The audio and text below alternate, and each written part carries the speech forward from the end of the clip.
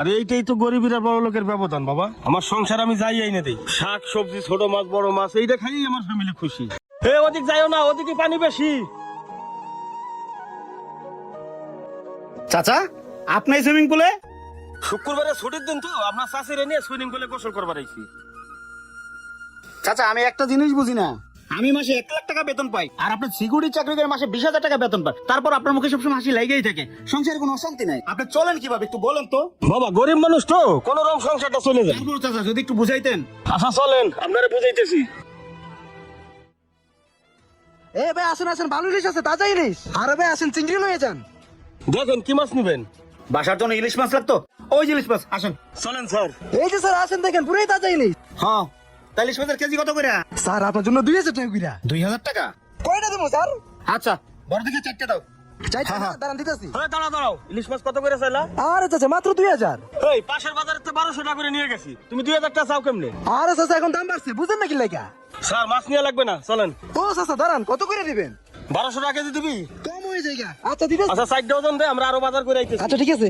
চলেন sir. Sir কিছু বুঝ না ব্যাপারটা বুঝলাম না। সামনে চলেন স্যার, আপনারা আরো বুঝাইতেছি। কে মুরগি কত করে?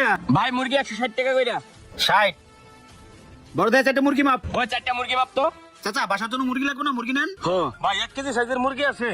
হ্যাঁ চাচা আছে। তাহলে আমার 1 কেজি সাইজের একটা মুরগি দেন।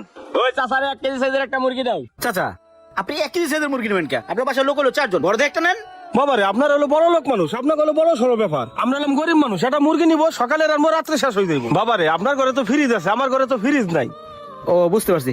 এই দাও আমার মুরগিটা দাও। এই নেন আপনাদের মুরগি। কত হইছে? আপনার 2000 টাকা আর চাচার 200 টাকা। এই নাও 2,000 টাকা। এই যে ভাই আমার 200 টাকা। স্যার চলেন।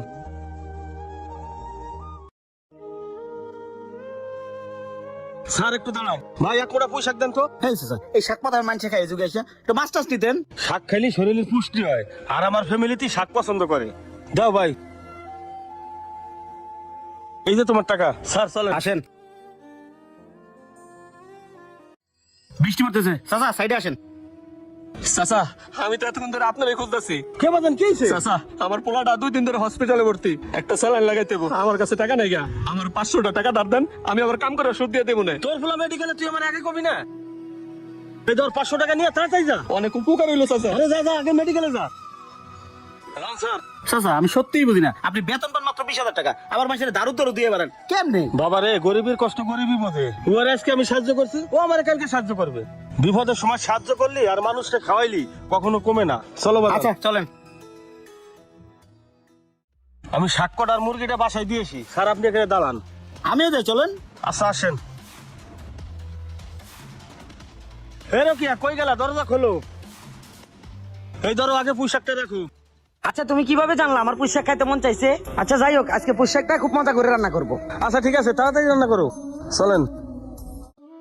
চাচা আমি একটা বিষয় সত্যি অবাক হইলাম, আপনি চাষের এই পোশাক এনে দিলেন, চাচি তো সেই খুশি। আর কি কম, সত্যি কথা বলতে আমি যদি এই পোশাক নিয়ে বাসায় যাইতাম, আপনার বৌমা এই পোশাক আমার মাথার উপরে মারতো জানেন। আরে এইটাই তো গরিবের আর বড় লোকের ব্যবধান বাবা। আমার সংসার আমি যাই এনে দিই, শাক সবজি ছোট মাছ বড় মাছ এইটা খাইই আমার ফ্যামিলি খুশি।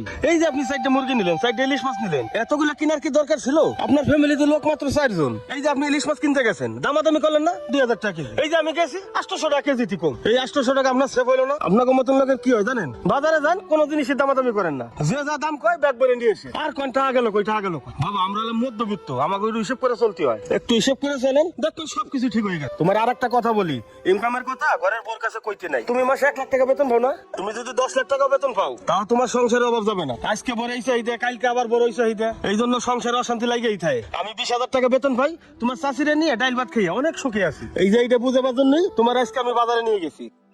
হ্যাঁ চাচা আপনি তো ঠিক হয়েছেন, আসলে আমি তেমন করে ভাইবে দেখি নাই, আমি আয়ের থেকে বেড়াই বেশি করি। একটু ফুটে নিতে হইতে গিয়ে বাজার যায় কোনো জিনিসের দামাদামি করি না, ওই বাজার নিয়ে আসি। তাই তো কই আমার টাকা কই যায়, আর আপনি 20,000 টাকা বেতন পেয়ে কত সুন্দর সংসারটা চালাইতেছেন। আর চাচা সব থেকে বড় কথা কি জানেন, অধিক টাকাই হচ্ছে সংসার অশান্তির মূল কারণ। আপনার কথাগুলো সবই রাইট বলছেন। আর চাচা আপনি যদি কিছু মনে না করেন, আজকে যে বাজারগুলো করছি না, এগুলো সব আপনার জন্য, আপনি বাসায় নিয়ে যান। আর এখন থেকে আমি নিজেকে শুধরানোর চেষ্টা করবো, একটু হিসাব করে চলার চেষ্টা করবো। থাকেন চাচা, আসসালামু আলাইকুম। ওয়ালাইকুম সালাম।